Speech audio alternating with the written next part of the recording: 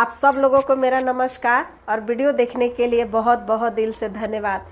तो आज का जो गीत लाई हूँ, यदि ये गीत पसंद आता है तो लाइक, सब्सक्राइब और शेयर ज़रूर करें और कमेंट में लिखें कि ये गीत कैसा है। तो सुनिए ये गीत।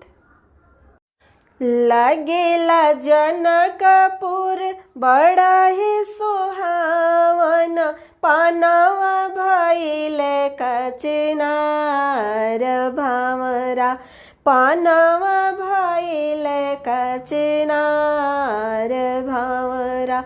लगेला जनकपुर बड़ा ही सुहावन, पानवा भइले कचनार भावरा, पानवा भइले कचनार भावरा।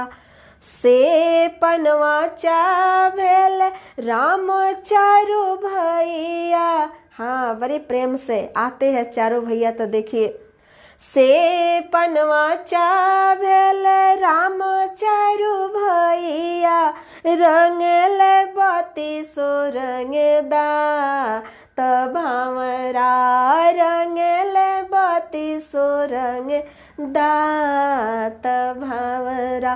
से पनवा चाभेल राजा दशरथ समधि, मुहवा कइले लालेला लभावरा, मुहवा कइले लालेला लभावरा।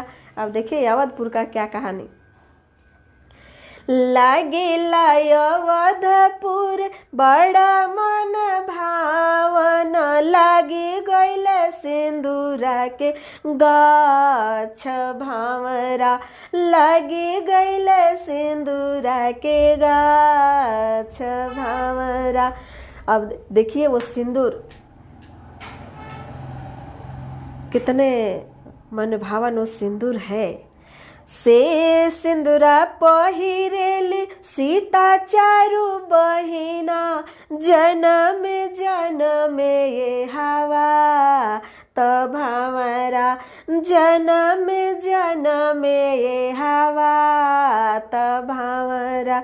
से सिंदूरा पहिरेली सीता चारू बहिना, जनम जनम ये हवा त भावरा, जनम जनम ये हवा त भावरा।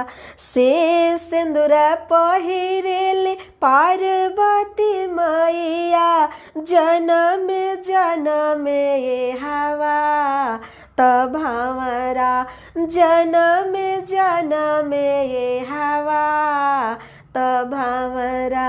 लगेला जनकपुर बड़ा ही सुहावन, पानवा भइले कचनार भावरा, पानवा भइले कचनार भावरा, पानवा भइले कचनार भावरा।